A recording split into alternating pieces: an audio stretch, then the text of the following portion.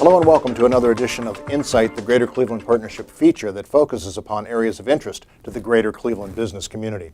I'm Steve Leutner, and joining me today is Alicia Washington, Vice President for Government Advocacy for the Greater Cleveland Partnership. Hi. Hi, Steve. Alicia, today you and I are going to be talking about the capital bill that's now being crafted in Columbus by the state legislature. It's under production as we speak. The Greater Cleveland Partnership has submitted kind of a wish list of 11 projects that they think would have the greatest economic impact for Greater Cleveland.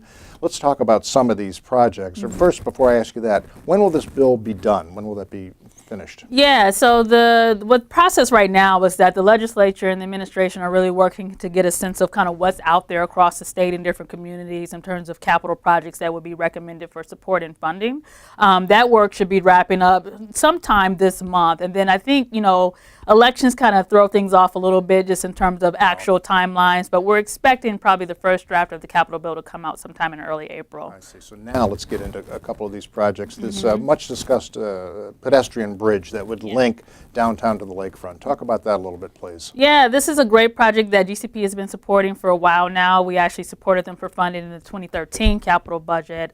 It's unique and it's a part of kind of the Group Plan Commission and a lot of physical development projects that they have underway that serve as better connectors for people to see key assets around the core city, but then also be better connected to the lakefront. So this bridge would be very unique in our city and then also in the country in terms of being one of the longest kind of pedestrian bicycle bridges that kind of connect people between different assets.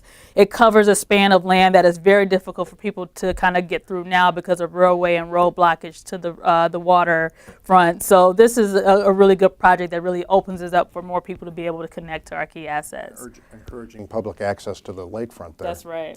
Also on the list is shoring up the so-called Irish Bend area along the Cuyahoga River. What's the significance of that? Yeah, so this is a key project that's being supported by the Port of Cleveland, which is a key public partner for us. There are a lot of members that we have that are located along the Cuyahoga River, like ArcelorMittal, others that are doing shipping, doing a lot of business within that area.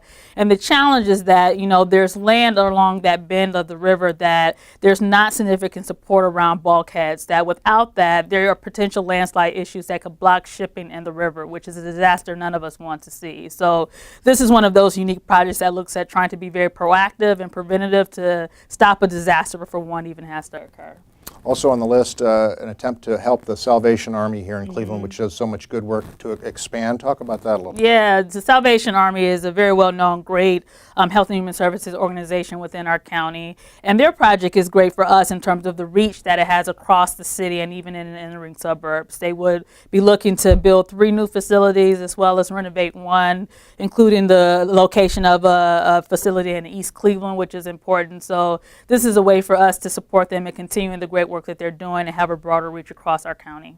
Alicia, the time doesn't allow us to talk about all these projects. If somebody wants to see the complete list, they can go to the Greater Cleveland Partnership website. Right. Yes. Thanks, Alicia. Thank you. And thanks for joining us for another edition of Insight. In the weeks and months to come, we'll be examining more issues of interest to the greater Cleveland business community.